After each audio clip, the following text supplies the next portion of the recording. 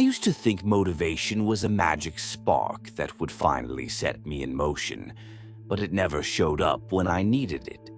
Instead, I learned to move without it, one tiny, almost laughable step at a time.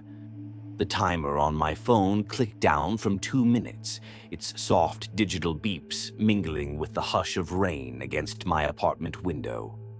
For years, I waited for motivation to arrive, promising myself that this week I'd finally get it together.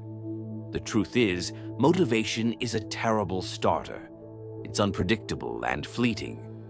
There's a kind of friction that builds up when you stall, weighed down by expectations pressing down.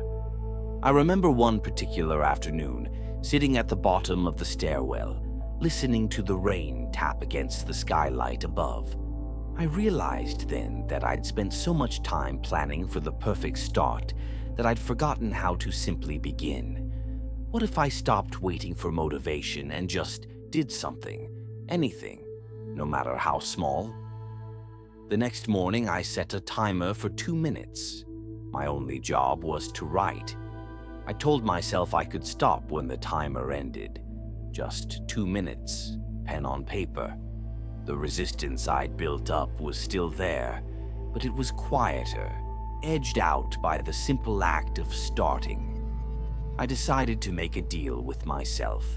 Every day, I would do the smallest possible version of what I wanted to accomplish.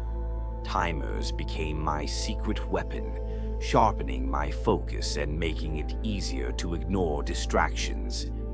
I learned to set finish lines and stop lines, keeping myself grounded and preventing burnout. I started to notice the small wins, the momentum built from almost nothing, create a sense of progress. I realized that I was no longer waiting for the perfect moment to begin. I was already moving. The friction that once paralyzed me had been replaced by a quiet confidence. Each small action is a vote for the person I want to become. I'm building momentum, quietly and persistently. I now see how much time I lost waiting for motivation, but the power of small starts is undeniable. I pick up my pen, take a breath, and begin.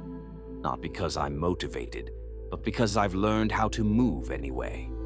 The rain lets up, sunlight breaking through the clouds. Curiosity lingers at the edge of my thoughts. What else could I start? The answer is simple. Anything. Everything. One small step at a time.